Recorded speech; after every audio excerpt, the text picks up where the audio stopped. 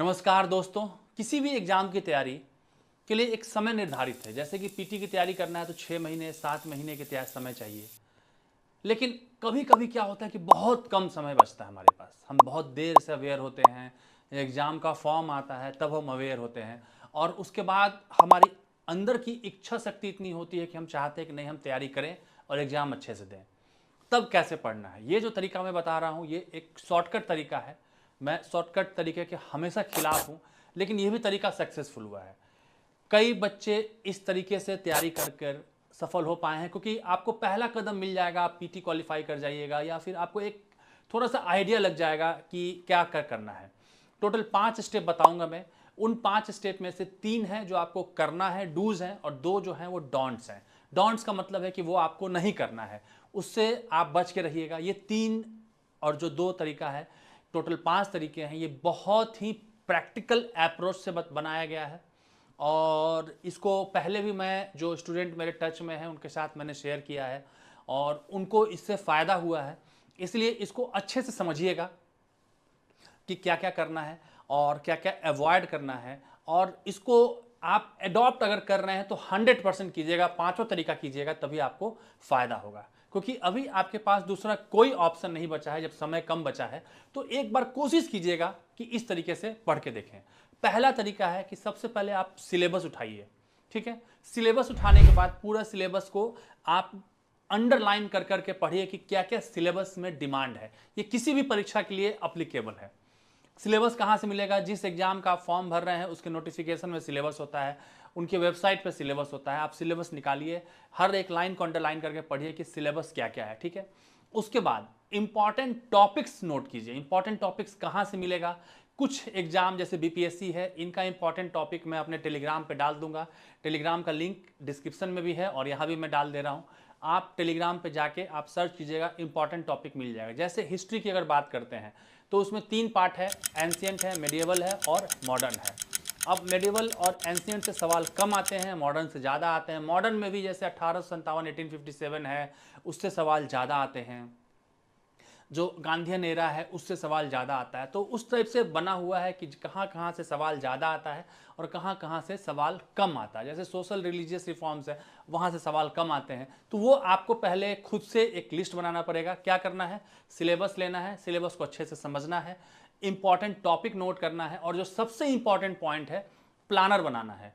अब एग्जाम्पल के तौर पे मात्र 20 दिन बचे हैं और आपने 100 टॉपिक को लिस्ट आउट किया कि मैं इस 100 टॉपिक को पढ़ूंगा। पर डे आपको 5 टॉपिक करना है, तो वो 5 टॉपिक आप लिख लीजिए। डे वन में आज का डेट डालिए, जो भी डेट है, और सामने लिखिए 5 टॉपिक। मुझे इस 5 टॉपिक को पढ़ना है। कहाँ से पढ़ना है, कैसे पढ़ना है, मैं उस पर भी आगे बात करूंगा। ठीक है, तो ये आपका फर्स्ट स्टेप होगा, सिलेबस, इंपॉर्टेंट टॉपिक और प्लानर बनाना। प्लानर बनाना इसलिए इंपॉर्टेंट है क्योंकि जब तक आपके जीवन में कोई टारगेट नहीं मिलता है कि मुझे क्या क्या चीज़ करना है, तब तक आप उसको नहीं करते हैं।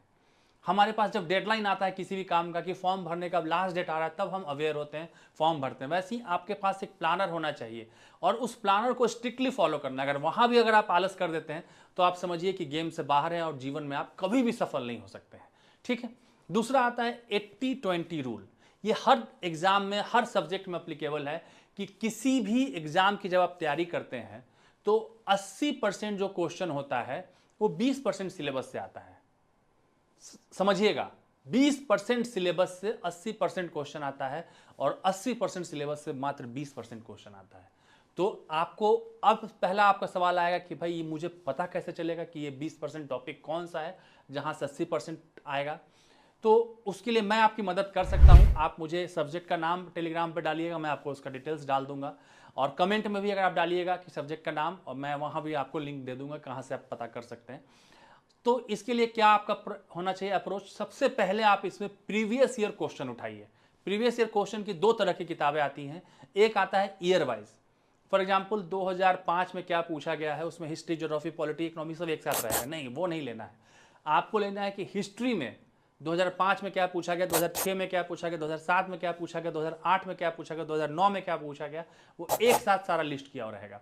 वो वाला आपको वहां से किताब उठाना है। अब आप देखिएगा, हिस्ट्री में आप पैटर्न देखिएगा तो देखिएगा कि आपको टॉपिक रिपीट हो रहे हैं, वही इंपॉर्टेंट टॉपिक है, तो वो जो है आपको वो नोट कर लेना है। जैसे कि बीपीएससी के लिए एक किताब आई थी एसआरएस क्लासेस की, प्रीलिम्स बूस्टर करके। प्रीलिम्स बूस्टर में यही काम किया गया था, ट्रेंड एनालिसिस किया गया था कि ट्रेंड कैसे कैसे आपको आगे बढ़ रहा है, ठीक है।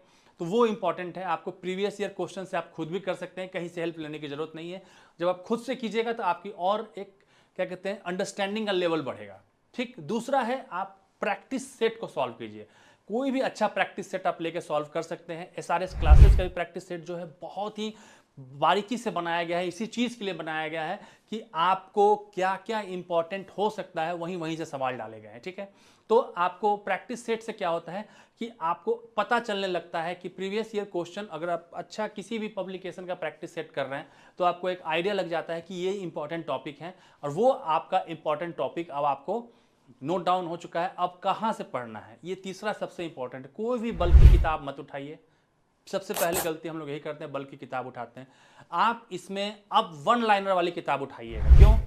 क्योंकि समय कम बचा है। समरी बुक आती है, कई कई आता है, एनसीईआरटी सार, ये सब किताब आता है, आप इसको उठाइएगा और यहाँ से जो इंपॉर्टेंट टॉपिक है पहले उसको आप टिक मार्क कीजिएगा, ठीक है। ये आपको टिक मार्क करना जरूरी है, नहीं तो आप पढ़ने बैठ जाइएगा तो आप बहुत डिटेल में चले जाएगा। नहीं, आपको वन लाइनर जो बुक्स होती हैं, ये मैं आपको शॉर्टकट तरीका बता रहा हूँ जो कि मैं जिसके बिल्कुल अगेंस्ट हूँ।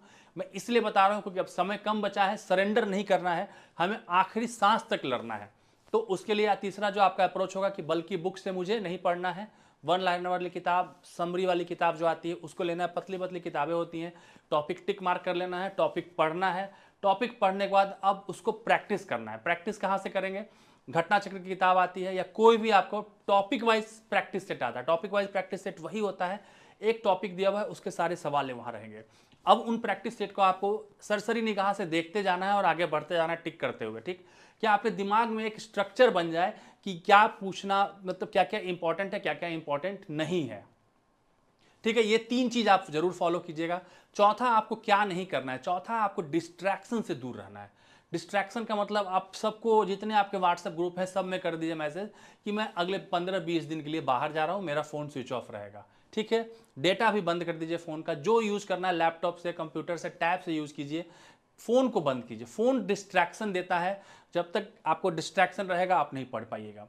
सारे डिस्ट्रैक्शन बंद कीजिए। अपने घर में आप परिवार के साथ रह रहे हैं, एक रूम में शिफ्ट हो जाइए, बोलिए कि मुझे 20 दिन के लिए मुझे भूल जाइए। जैसे कैदी को खाना देते हैं 2 टाइम, वैसे खाना दे दीजिए और उस रूम में सिर्फ आपको पढ़ना है।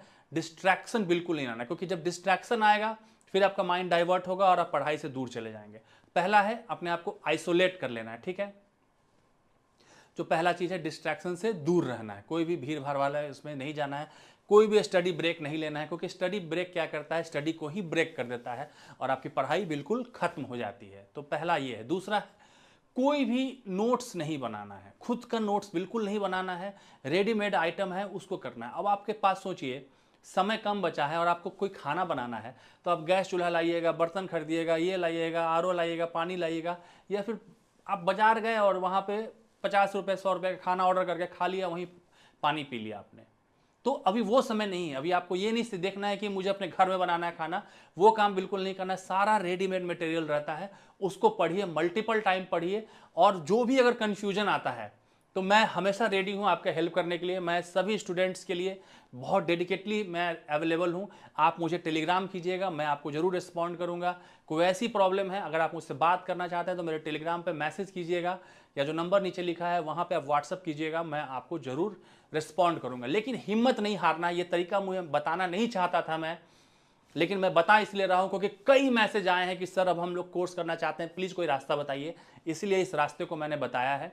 लेकिन इसके साथ प्रॉमिस यही है कि आप इसके बाद ये शॉर्टकट नहीं कीजिएगा। जीवन में हमेशा जितना समय जिसको चाहिए उस चीज़ को उतना समय दीजिएगा, ठीक है। चलिए मिलते हैं फिर अगले वीडियो में।